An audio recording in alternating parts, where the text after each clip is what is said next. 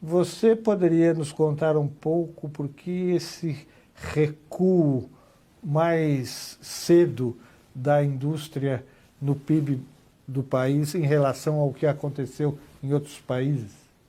Olá, Serrano, muito obrigado pela essa oportunidade de falar do setor industrial.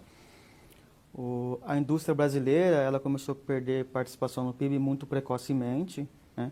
Em 1986, quando o Brasil atingiu cerca de 27,3% da indústria no PIB, o país tinha uma renda per capita de mais ou menos 12 mil dólares. E ela começou a cair muito precocemente, né? Nos países desenvolvidos, isso aconteceu mais tarde, mais ou menos quando eles atingiram cerca de 20 mil de renda per capita em valores de hoje. A diferença é que aqui a indústria perdeu muita competitividade. Ela perdeu competitividade por vários fatores, né? Principalmente porque o país não teve uma política industrial focada na inovação e nas exportações, tanto na época da nossa industrialização, da industrialização pesada, quanto depois, né? Depois, desde os anos 80, o país não tem um planejamento focado na estrutura produtiva, na indústria. O Brasil desenvolveu sua indústria muito voltada para o mercado interno e protegida da concorrência internacional. É esse um dos fatores? Exatamente. Quando todos os países protegeram suas indústrias por um período, né, deram bastante incentivos, os países que passaram por experiências bem-sucedidas de industrialização. Mas aqui a gente também fez isso, mas teve poucas contrapartidas, né?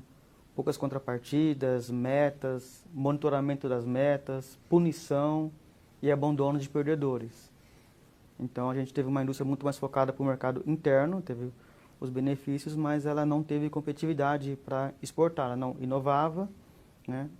Não inovava, até hoje ela inova muito pouco, né? Muito menos do que os nossos competidores.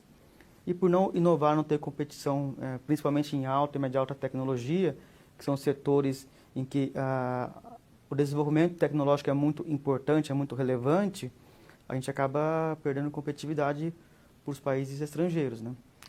O fato de estar muito focada só no mercado interno, ou como você já falou, é um dos fatores de, não, digamos, perda da competitividade ou não disputar a tecnologia no seu ponto mais desenvolvido.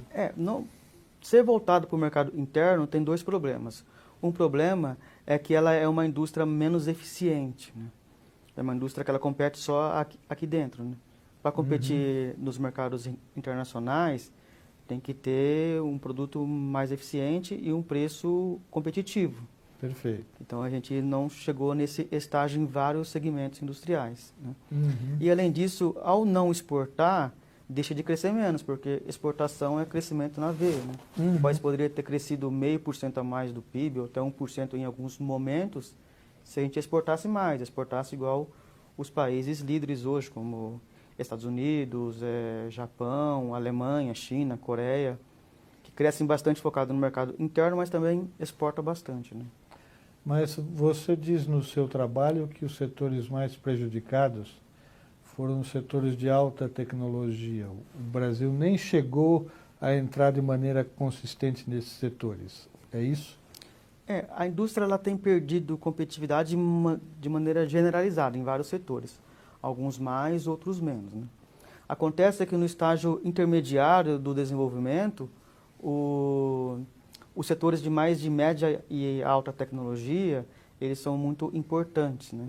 Nesse estágio intermediário, é para eles estarem aumentando a participação no PIB e está crescendo bastante, atuando contra a tendência de desindustrialização.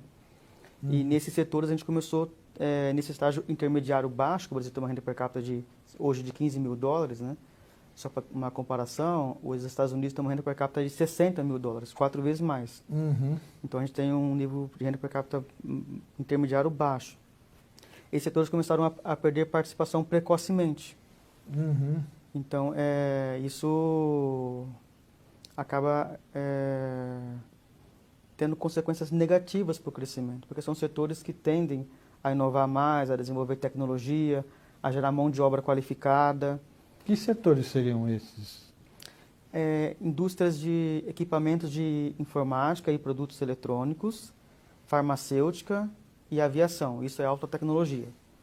Aí média e alta tecnologia, que também para o Brasil é muito importante, é a indústria automobilística, indústria química, indústria de máquinas e equipamentos, tanto mecânicos quanto elétricos, e indústrias de outros equipamentos de transporte, que inclui a construção naval, motocicleta. Esses são setores que a gente chama de média alta e alta tecnologia, que é a parte mais nobre da indústria, onde está a maior parte do desenvolvimento tecnológico, da inovação. E o comércio internacional é baseado nessas indústrias, né? Cerca de 2/3 do comércio internacional é de produtos manufatureiros de maior intensidade tecnológica. E esses produtos que estão nos países desenvolvidos, a China está ocupando um grande espaço nessa indústria atualmente, não? Sim, acho que a China hoje ela detém acho que 20% acho que do mercado mundial, né? É um país que tem uma experiência de industrialização muito expressiva, né? Tem umas 4 ou 5 décadas tem crescido mais ou menos 10% ao ano, e o setor industrial é o carro-chefe, né?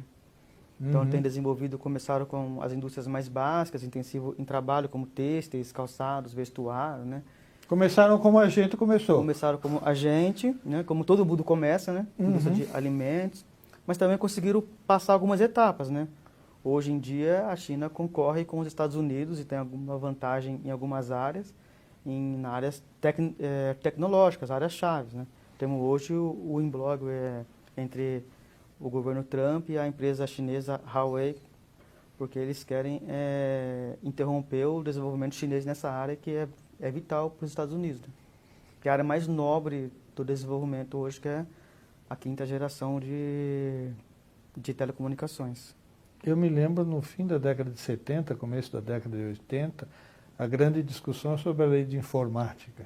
Foi uma lei para incentivar a produção de produtos aqui no Brasil, mas ao mesmo tempo ela era vista como um encalhe para o uso de tecnologias mais avançadas que não podiam ser importadas e para ser aplicadas em outros setores industriais, né? Então foi uma tendência protecionista que acabou não dando muito certo, né? Exato. Hoje o Brasil conseguiu avançar bem na indústria que a gente chama de 2.0, que é no parque da segunda revolução industrial, né? Na indústria da terceira revolução industrial, que é a indústria de informática, produtos eletrônicos, a parte de telecomunicações ligada a ser de softwares, a gente não avançou muito, né? A nossa lei de informática hoje a gente sabe que não deu muito certo, né? O Brasil importa praticamente 3/4 de todos os insumos e componentes dos computadores, smartphones, tudo que é de produto eletrônico e de produtos de informática. Nós quase somos mais montadores desses produtos do que... A gente importa um nível semelhante às maquilas mexicanas. Lá elas importam 82%, a gente importa 75%. Então tem vários segmentos desse setor que foi muito importante para o crescimento asiático, para a China, para o Japão, para a Coreia, para os próprios Estados Unidos, só que a gente importa praticamente tudo, né? Tudo que é mais relevante, que é mais tecnológico, microprocessador, toda aquela parte periférica, a parte a tela, a gente importa tudo e faz uma montagem, uma espécie de um aparafusamento aqui, coloca um lacre, embala e vende, né? Com subsídios pesados, porque a Zona Franca de Manaus, a lei de informática até hoje tem bastante subsídio. E a gente, diferente das maquilas mexicanas, a gente não exporta. Então, nossa maquila ela tem menos eficiência, né? A gente não tem competitividade, a gente não tem preço para exportar.